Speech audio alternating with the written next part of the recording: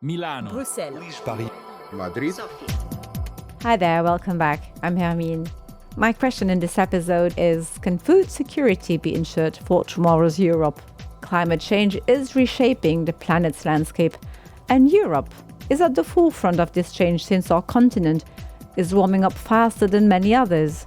In the not-too-distant future, Germany, Belgium or Austria could be Europe's biggest olive oil producers. Meanwhile, countries around the Mediterranean might be scrambling to cook with things like seaweed oil because olive oil has become scarce. And the Baltics, well, they could end up growing some of the best wine in Europe.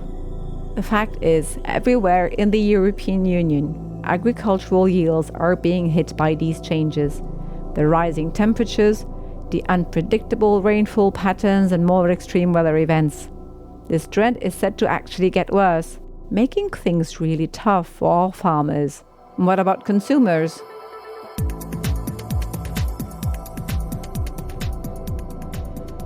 Clearly, Europe is one of the regions of the world where food insecurity is least widespread.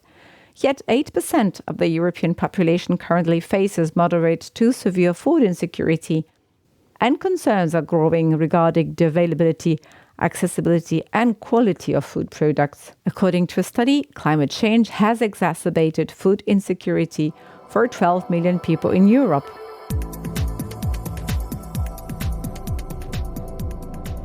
You might have heard of the 10 plagues. It might be a biblical reference. But it could just as easily be used today given the many difficulties our farmers are currently facing. Heavy rain, storms, frost, hail, droughts, fires, short winters, climate unpredictability, pests such as grasshoppers and moths, fungal and bacterial pathogens, the return of root rot, and the list goes on.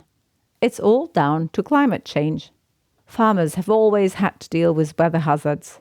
But the situation's got a lot worse, according to Hans-Hanner Viira of the Estonian Chamber of Agriculture and Commerce. me ju täpselt ei tea, milline see kliimamuutus on. we do not know exactly what climate change will look like. For now, it means greater variability and greater unpredictability, and we don't know the patterns, as there are no clear patterns. And the question is, how to prepare for and deal with this unpredictability. Arūnas Vitojus, chair of the Lithuanian Chamber of Agriculture, also has concerns about the challenges warmer winters pose to agriculture. Both winters and summers have become shorter. We no longer have a pronounced seasonality, and a shortening of winter and a warmer climate will clearly affect nature. More parasites breed as winters not only shorten, but also warm up. A longer warm period spells parasites, slugs, and carriers of various diseases. Actually, the Mediterranean climate has been spreading northwards for at least 40 years, and it's moving at a rate of 50 to 150 kilometers per decade, according to the European Commission.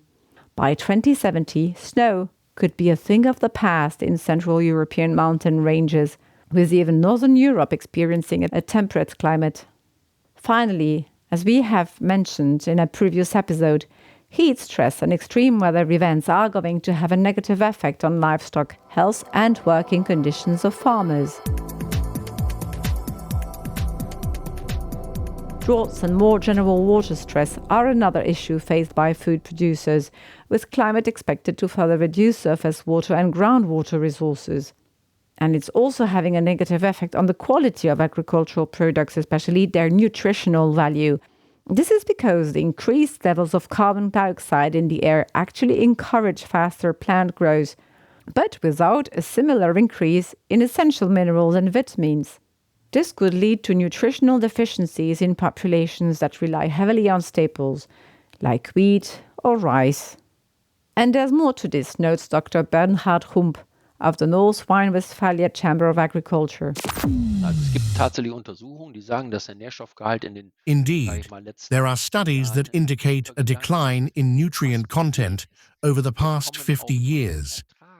What we are also seeing is that we are reaching a peak in terms of yield. Over the past 40 to 50 years, we have consistently seen increases in yield on cultivated land. But I don't see how we could do much better, at least for the time being. And that's why we've reached a maximum.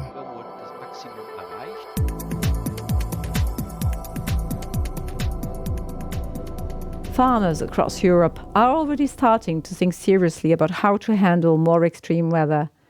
Because the truth is, being prepared is the only real way to protect the industry from future shocks.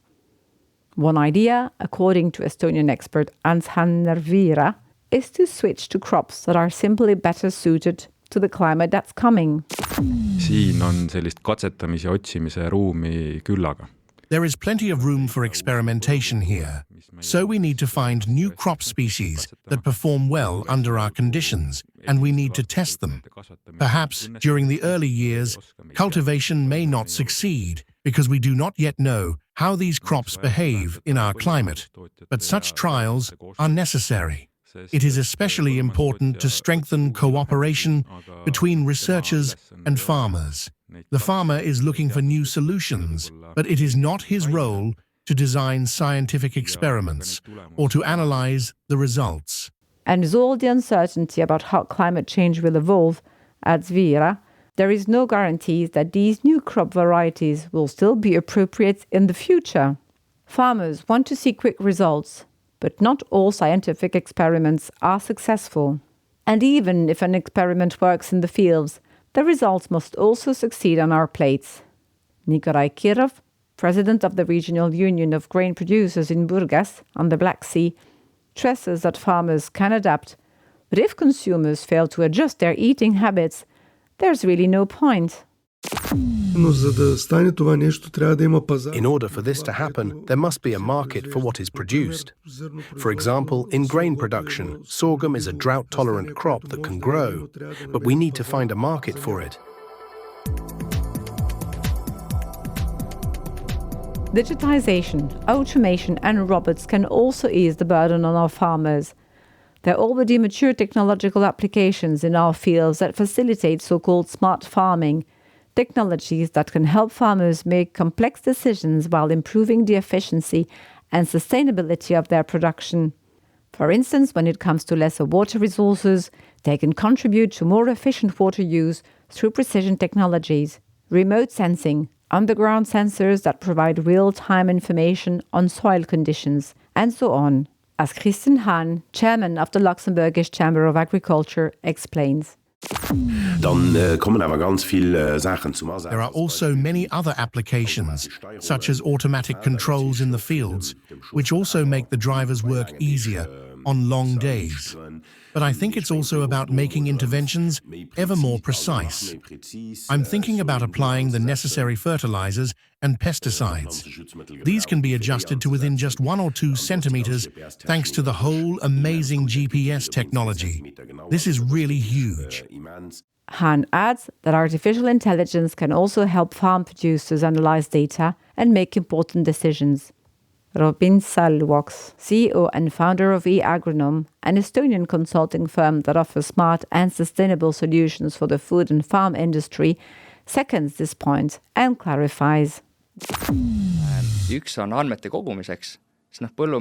Firstly, for data collection, because farmers, like many people in other fields, do not want to waste time on all that paperwork for reporting and data gathering. And in this regard, AI is a great help here. Secondly, AI is used for specific tasks.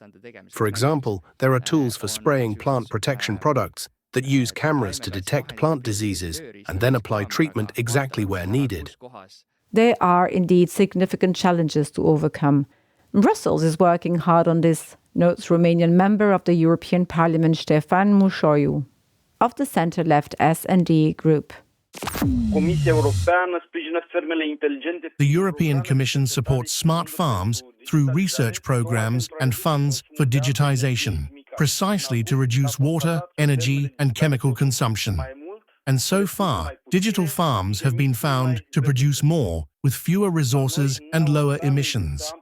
The EU boasts a comprehensive Horizon Europe programme and the European Innovation Partnership for Agricultural Productivity and Sustainability, EIP Agri, which promotes a range of smart solutions accessible to anyone interested in satellite-connected farms or agricultural robots. Still, limited access to high-quality data and high development costs are expected to remain key obstacles, especially for smaller farms. And money doesn't grow on trees or in the fields. With financing needs only increasing, farmers are voicing their dissatisfaction with the proposed budget for the EU's Common Agricultural Policy going forward and its restructuring. Agriculture has long been one of the EU's most heavily backed sectors, accounting for just under a third of the bloc's budget. But its share of the pie might well drop in the future, what with all conflicting priorities like more money for defense. However, according to André Rodrigues, a Portuguese member for the S&D group, this would be a mistake. We must also look at food security as a priority, because agriculture is not just about the economy, it is also about security, research and defense. The current trend of always trying to do more with less certainly involves soul-searching and difficult decisions. What's your take on the importance of supporting agriculture? Should food security be part of our general security strategy in Europe? Let us know what you think on our website www.euronetplus.eu.